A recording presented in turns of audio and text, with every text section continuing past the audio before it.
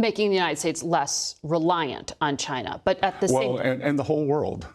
The whole world, because what China is doing is they are holding back products that are essential for the industrial supply chains of India, of Europe. Scott Bessent, who's obviously helping Trump with, working out all of these deals, and he's the one that said we'll have about 60 of them probably in the next couple of weeks. Here he is on CBS talking to Margaret Brennan about China tariffs and inflation. Trade talks, you said, with Beijing are stalled, and President Trump just accused China of violating an agreement and now says no more Mr. Nice Guy.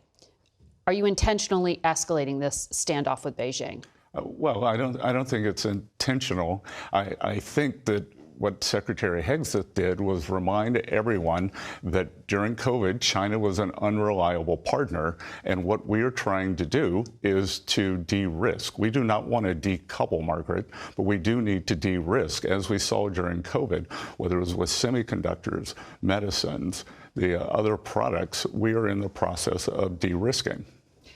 Making the United States less reliant on China. But at the same time, and the whole world.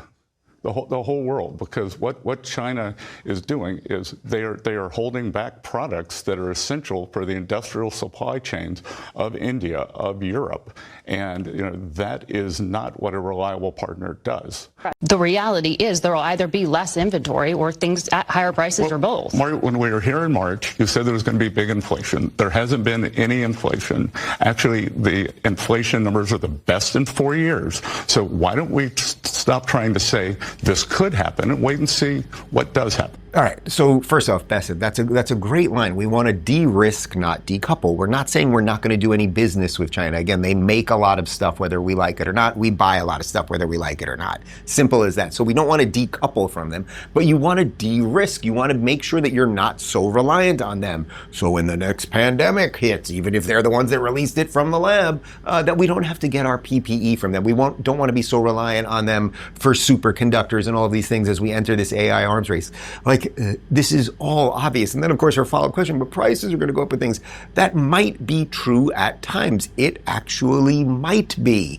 But that's the pain point that Donald Trump said could be coming if we're ever to fix anything, right? Everyone else was taking us on a slow path, right? It was just sort of the slow descent to hell economically. Virtually every country in the world was screwing us over.